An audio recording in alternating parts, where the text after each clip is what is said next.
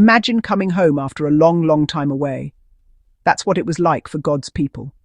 For 70 years, they had lived in a foreign land, Babylon, a place of strange gods and unfamiliar ways. Their hearts ached for Jerusalem, for the home their grandparents had known. They dreamed of the temple, the special place where God's presence once dwelled, which now lay in ruins. Then, like the sun breaking through a dark storm, a new king named Cyrus made a declaration. He told them they could go home. They could return to Judah and Jerusalem and rebuild the house of the Lord. It was a miracle, a promise fulfilled, a brand new beginning for a people who had almost lost hope. This journey home was more than just a trip on a dusty road. It was a journey back to their purpose. God had chosen them, called them, and set them apart. The first and most important job was to lay the foundation of the new temple. This wasn't just about stone and mortar. It was about re-establishing the very heart of their relationship with God. Every stone they laid was an act of faith, a declaration that God was their king.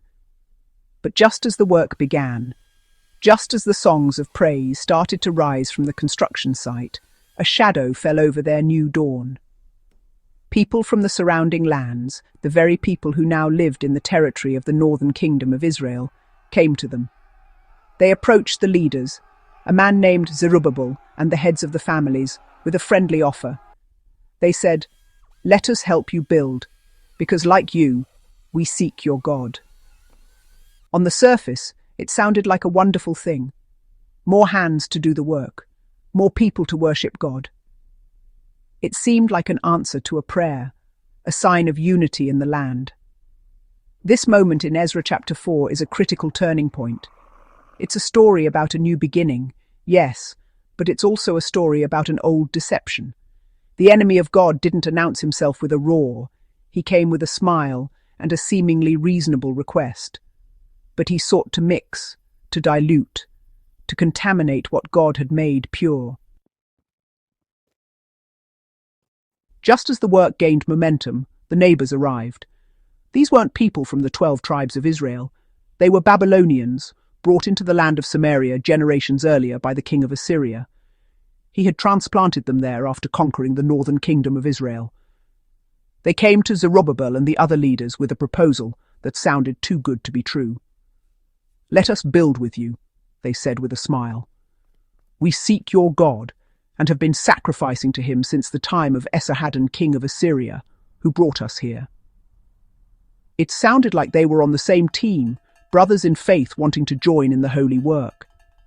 They claimed to be fellow worshippers of Yahweh. They even provided a historical reference, dating their supposed devotion back for generations. To an outsider, or to someone desperate for help, this would seem like a blessing. The task of rebuilding the temple was massive, and the resources of the remnant were small. An offer of partnership, of shared labor and cost, would have been incredibly tempting. But the leaders of Judah were given a moment of divine clarity. They looked past the friendly words and saw the heart of the matter. They knew who these people were. While they might have incorporated the worship of Israel's God into their lives, it was only as one God among many. They were Babylonians who collected gods like trinkets. Theirs was a faith of addition, not submission. They wanted to add their contaminated worship to the pure worship the remnant was trying to re-establish. Their offer was not a gesture of pure devotion to God. It was an attempt to deceive the people of God. This was a tactic of the enemy. If he could not destroy God's work from the outside with outright opposition, he would try to corrupt it from the inside with compromise. This offer from the Babylonians was a spiritual Trojan horse. It looked like a gift, but inside it carried the seeds of spiritual destruction. Faced with this tempting offer, Zerubbabel, Jeshua the high priest, and the other leaders gave a clear and courageous answer. They did not hesitate. They responded with firm conviction, rooted in their understanding of God's command. They said, "You have no part with us in building a temple to our God. We alone will build it for the Lord, the God of Israel, as King Cyrus, the king of Persia, has commanded us." This was not a negotiation. It was a declaration of spiritual independence. It was a powerful and unequivocal no. Their authority came from God, and the permission for the project came from the king. The command was given to the true 12 tribes of Israel, not the impostors. The response to the leader's no was immediate and very revealing.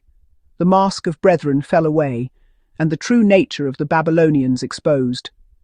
Their friendly offer instantly turned into fierce opposition. The Bible says that from that moment on, the peoples around them set out to discourage the people of Judah and make them afraid to go on building. Their true motive was never to help, but to control and deceive. Their tactics were relentless and cunning. First, they used discouragement and fear. Imagine working on a project you love, and every day people are standing on the sidelines, shouting insults, spreading rumors, and telling you that you are going to fail. This psychological warfare was designed to break the spirit of the builders, to make them doubt their mission and their God. The enemy knew that if he could steal their hope, he could stop their hands from working for God. When fear and discouragement weren't enough, they escalated to political sabotage. The Bible tells us they hired counselors to work against them and frustrate their plans. They sent letters filled with lies and accusations to the Persian kings, first to Ahasuerus, also known as Xerxes, and then to Artaxerxes.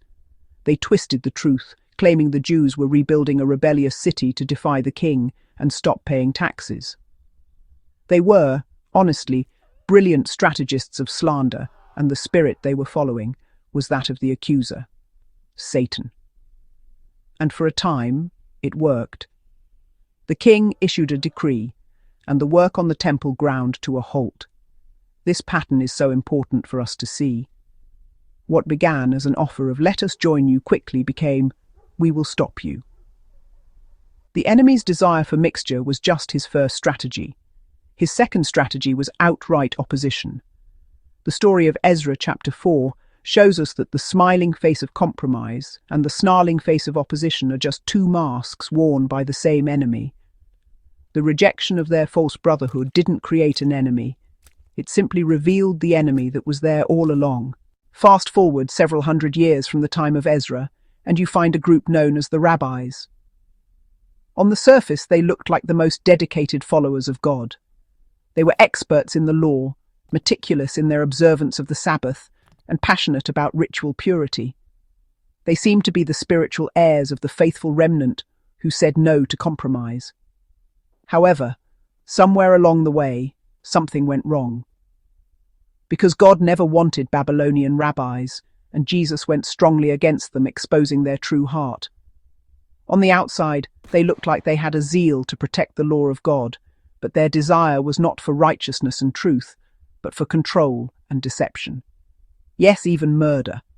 They created hundreds of their own rules and traditions under the disguise to keep the law of God safe. These were human interpretations that they elevated to the same level as God's actual commands. For example, God's law said to keep the Sabbath holy. The Pharisees created a complex web of regulations defining what constituted work, down to the smallest detail. Their religion was about following their rules, rather than about loving God and loving their neighbor. It became a system of control, where keeping the rules was more important than knowing the God who gave them. When Jesus arrived on the scene, he walked right into this ongoing conflict. He was the living word of God, the perfect embodiment of God's truth, and he came face to face with the religious system the rabbis and Pharisees had built. He repeatedly challenged them for elevating their traditions above the commands of God. It was a direct echo of the conflict in Ezra's time. Jesus, like Zerubbabel, had the courage to say no. He said no to their hollow rituals and no to their man-made burdens. He healed on the Sabbath, directly challenging their web of rules, to show that mercy and love are the true heart of God's law. He ate with sinners and tax collectors, defying their strict rules of separation, to show that God's mercy reaches out to the lost.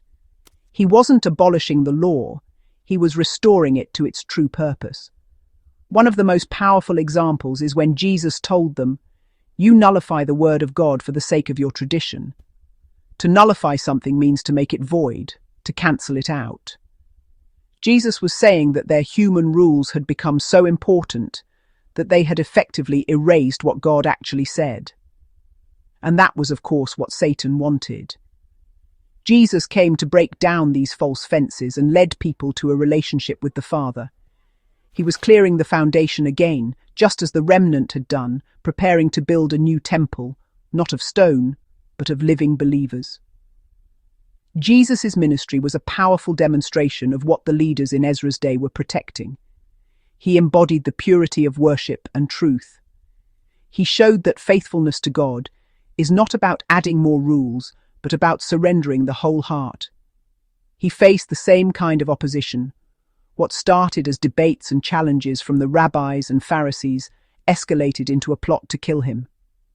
Jesus championed the purity of God's word. And for that, he was opposed by those who preferred their contaminated version of religion. And these Babylonians still hate him today.